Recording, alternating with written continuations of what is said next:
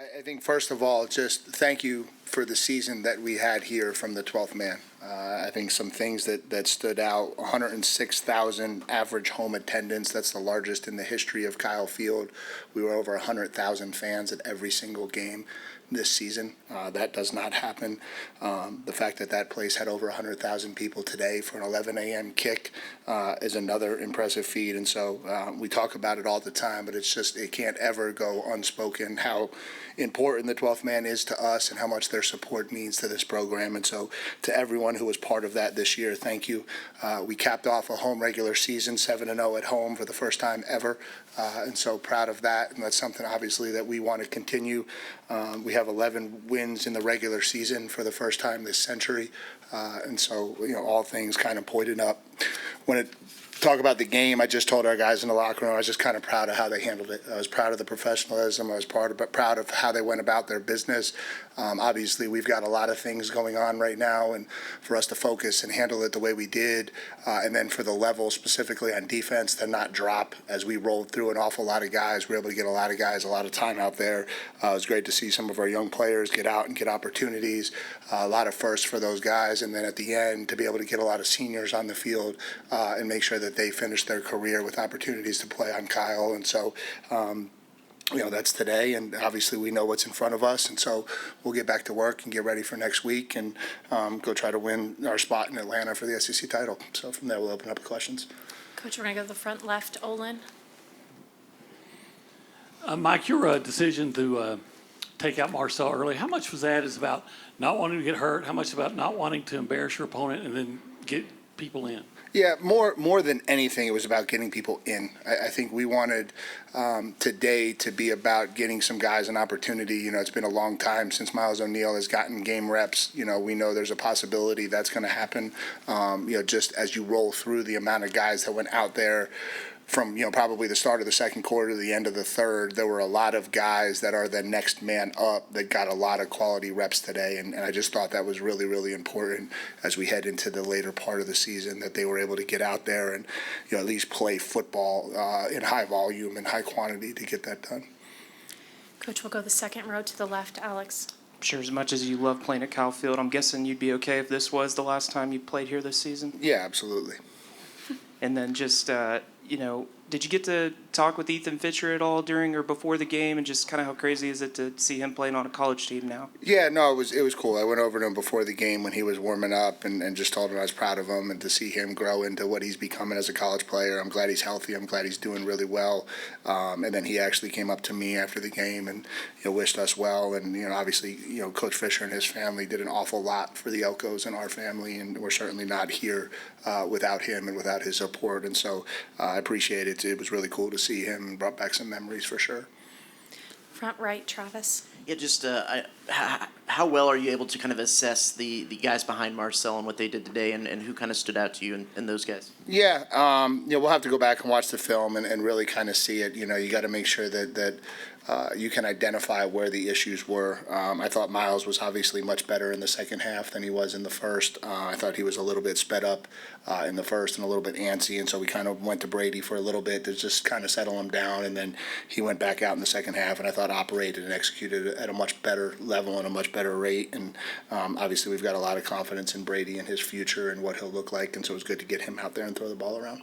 And then Tiger scores a touchdown. How is it special for a coach to be able to get a guy get that one checked off the career list? Yeah, I'm happy for Tiger. Tiger's got a lot more in him. I'm probably more happy for a guy like Preston Landis who gets a touchdown on senior day, to be honest with you. I think those are the moments to me that are really cool today. I'm certainly happy for Tiger. I'm happy that he was able to get out there, but Tiger's going to score a lot of touchdowns in Kyle Field before his career's over.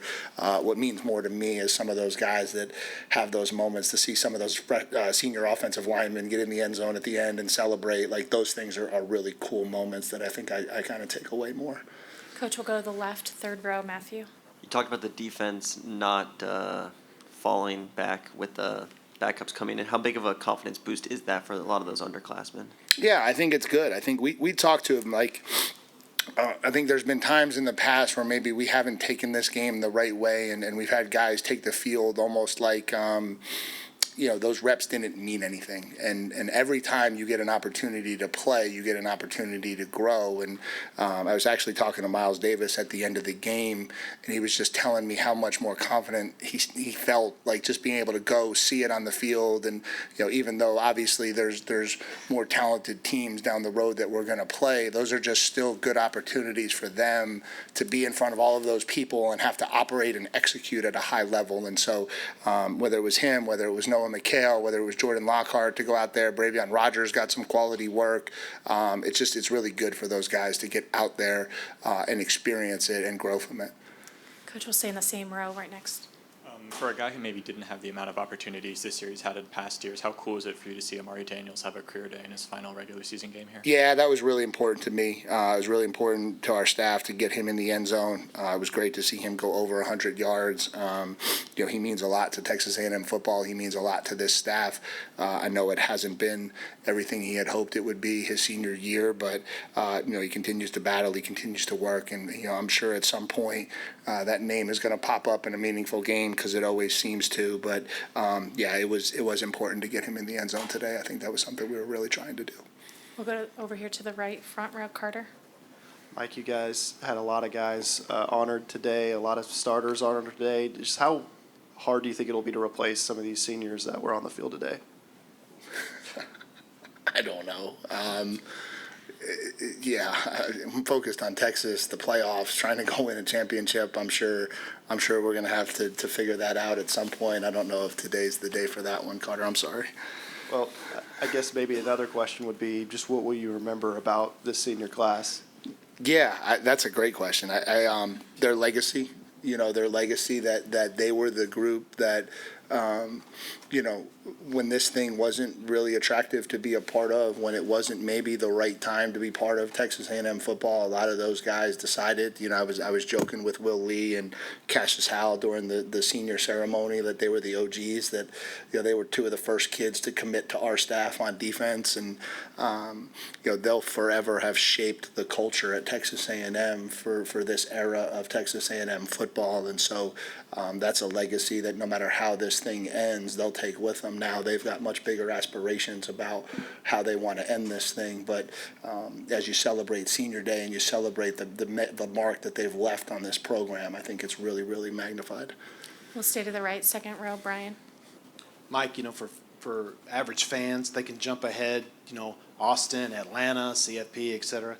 But do you have to hammer home with the guys that this is still a process and the next one is the only one that matters? Yeah, I think the beauty of the next one for us is it kind of hammers itself home, and so I think that's the nice thing about having that rivalry at the end of the season. I'm not sure that there's anything for Texas A&M football to look past other than that game Friday night. And so we know what that game means. We know what it's all about.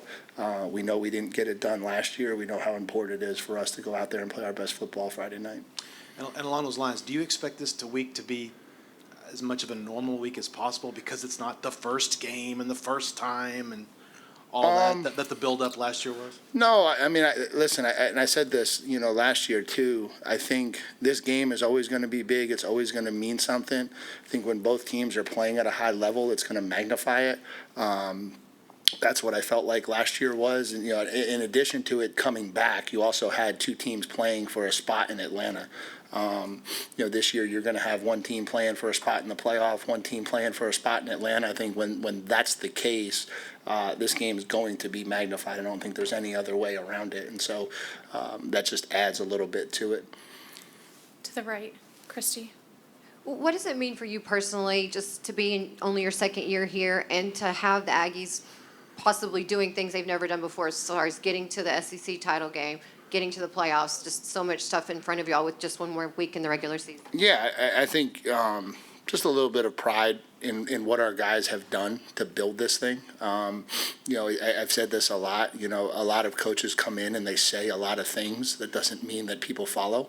And so I've given a lot of the credit to the players in the locker room because they're the ones who believed in this. They believed in this vision. They believed in what we were preaching. They believed in the culture. And, before they ever had results, they just kind of did the things that we asked them to do to build this thing. And now to be where we are, I I think it's a reward for everything that they put into this thing long ago. And so, I appreciate them. I appreciate them believing in the direction of this program. It means an awful lot to me.